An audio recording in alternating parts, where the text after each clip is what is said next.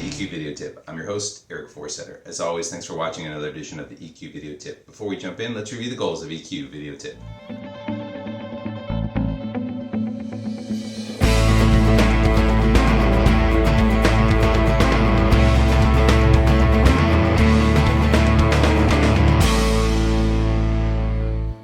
What's on tap for today? We've got a great article by Ann Cole-Smith, and she's going to talk to us a bit about Amy Edmondson's new book, The Right Kind of Wrong.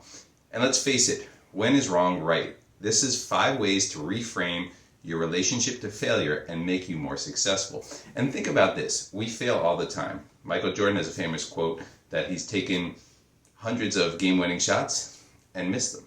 And that's okay. It's part of what we call psychological safety. You have to be able to fail and learn from your failure to be more successful. But how do we do that in the workplace? Because we're so trained to not fail ever, and our fight or flight response comes in that says, I can't fail, that sometimes it actually freezes us. Anne's got some great learnings from Amy's book. So let's jump in and review them right now.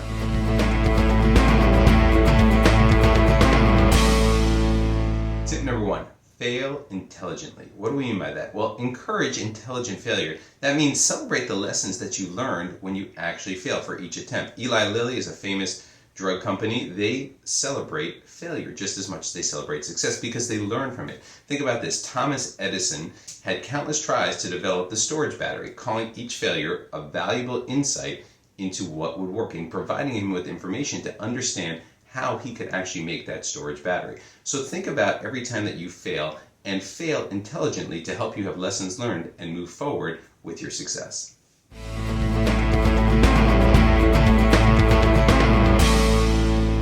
Tip number 2, minimize mistakes. Not all failures are necessarily intelligent, and the lion's share of failures actually result from basic errors or a network of mistakes or overconfidence as opposed to something that's an intelligent failure. Intelligent failure, for example, was the Post-it note, which was supposed to be some type of glue or a strong adhesive tape, and it turned into that, or penicillin. It was discovered when a scientist forgot to wash the petri dish before he went on vacation.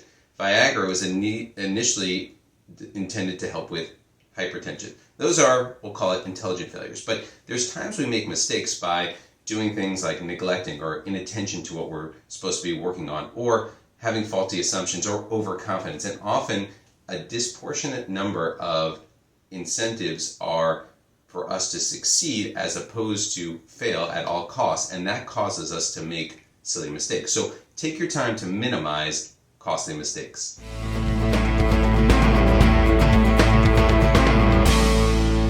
Tip number 3, shift the blame to praise. We live in a society today where it's really easy to blame someone for having fault or doing something wrong or making that mistake. It impedes learning and encourages deceit. People go to great lengths to actually hide their failures as opposed to learn from them because they're worried it could cost them their job. So instead, shift the blame to praise. Hey, we know you made a mistake here, or we know that there was failure here, but what can we learn from it? That in itself will help you grow as a team and minimize your mistakes in the long run, helping you to become more successful.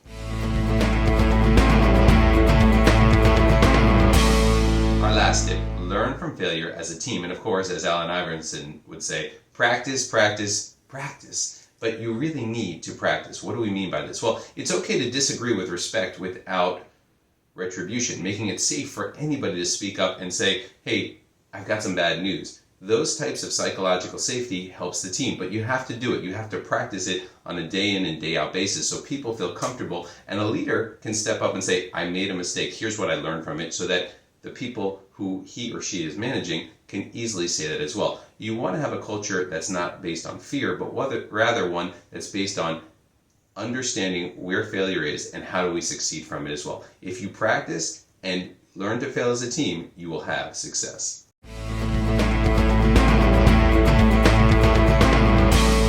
That's a wrap for this week's EQ Video Tip. Again, take these tips, customize them, make them yours to help your team and yourself grow and learn from your failures to turn them into success.